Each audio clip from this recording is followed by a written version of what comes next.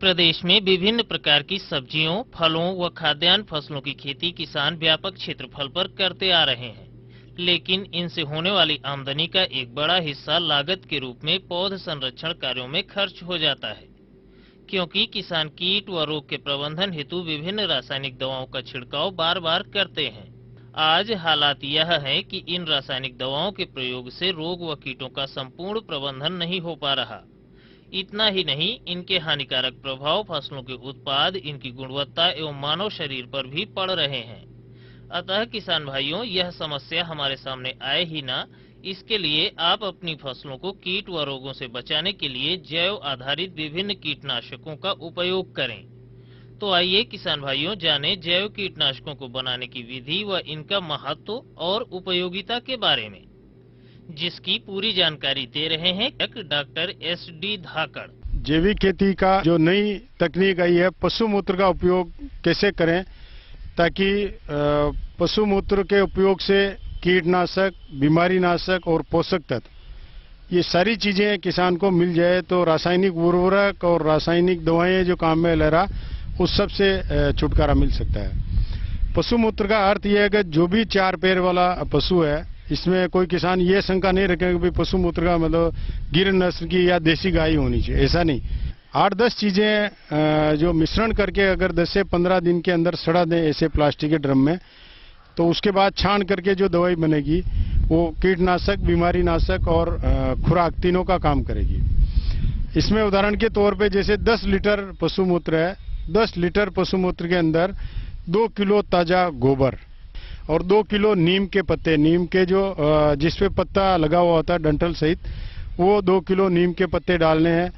आधा किलो आंकड़ा, जो सफेद आंकड़ा हो चाहे देसी कोई सा भी आंकड़ा हो, आंकड़े के पत्ते, हरे पत्ते डाल के रखते हैं। आधा किलो एक काला आंकड़ा बोलते हैं जिसको आपको नसरगंडी कहते हैं उसको, ये काला आंकड़ा सब जगह नालियों के किनारे वगैरह सब जगह मिल जाता है। इसको गाय, भैंस, बकरी वगैरह कोई नहीं खाते हैं। और आधा किलो एक जरमरी करके सभी जगह, ये भी सभी जगह मिल जाती है, जिसके छोटे छोटे कांटे होते हैं और पीले कलर के फूल होते हैं। इसको भी कोई गाय, भैंस, बकरी खा जाता है तो मर जाता है, तो अनावश्यक रूप में नुकसानदायक भी है, वो चीजें इसमें काम में आ सकती है। इसके साथ 250 ग्राम लहसुन, जो गांठे सहित उसको थोड़ा पत्थर से फोड़ करके उस लहसुन की गुड़ी फूट जानी चाहिए। पाव भर गुड़, देसी गुड़ हो चाहे बेली का जो ठोस गुड़ हो वो डाल देते हैं। और 100 ग्राम धतूरे के डोडे, धतूरा आता है उसके डोडे रहते हैं, हरे डोडे, उनको भी कूट के इसमें डाल दें। इसके साथ में 50 ग्राम तंबाकू, जो भी तंबाकू के पत्ते हैं वो तंबाकू के पत्ते डालते हैं। और 10 से 20 ग्राम मिर्ची, आकी मिर्ची को थोड़ा कूट लें, कूट करके इसमें डाल सकते हैं। इन सभी चीजों को 15 से 20 दिन तक प्लास्टिक के ड्रम में गड़ाएं या मटके के अंदर सड़ाएं। स्टील का या तांबे का कोई पात्र है उसमें नहीं गड़ाएं, क्योंकि पशु मूत्र के अंदर एसिड होता है, अगर उसमें गड़ा दिया तो उसमें छेद पड़ जाएंगे। इसलिए प्लास्टिक का पात्र, कोई भी बाल्टी है, टब है, ये ड्रम है या मटका है, इसमें किसी से भी 15 से 20 दिन तक सड़ाने के बाद में रोज इसको सुबह शाम लकड़ी से हिलाना है। सुबह शाम हिला करके ये ढक्कन वगैरह जो भी है उससे ढक दें। ढकने का अर्थ ये है कि कोई बच्चे वगैरह इसको नुकसान नहीं पहुंचाए, इसके अंदर हाथ नहीं डालें। ये चिंता नहीं करें कि एयर टाइट होना चाहिए, एयर टाइट करने की कोई आवश्यकता नहीं। बाल्टी है तो उसके ऊपर कपड़ा बांध दें, या कोई टब है तो पत्थर रख दें, या कोई ढक्कन ढक दें ताकि बच्चे वगैरह इसको नुकसान नहीं पहुंचाए। और सुबह शाम रोज इसको हिलाते रहें, वापिस ढक दें। छाया के अंदर जो इसको रखें। 15 से 20 दिन के बाद में इसको छान करके बगदा निकलता है, उसको आपकी जो भी रोड़ी है डाल दें, वर्मी कंपोस्ट है तैयार करें तो उसमें डाल दें। और इसके तरल पदार्थ को वापस जरीकेन में भरना है। जरीकेन में भरने के बाद इसका प्रयोग करना अब फसल के ऊपर। फसल के ऊपर प्रयोग करते समय एक टंकी, जैसे 15 से 16 लीटर की टंकी आती है, अपन दवाई छिड़कने वाली टंकी होती है, उसके अंदर केवल 2 लीटर डालना। 2 लीटर ये डाल दिया और बाकी बचा जो पानी से भर दिया। अब फसल के ऊपर छांटना, ध्यान ये रखना कि कोई भी फसल, पहला छिड़काव फसल में 30 से 35 दिन की अवस्था में करना है। दूसरा छिड़काव 45 से 50 दिन की अवस्था में करना। तीसरा छिड़काव 60 से 65 दिन की अवस्था में छिड़काव करना है।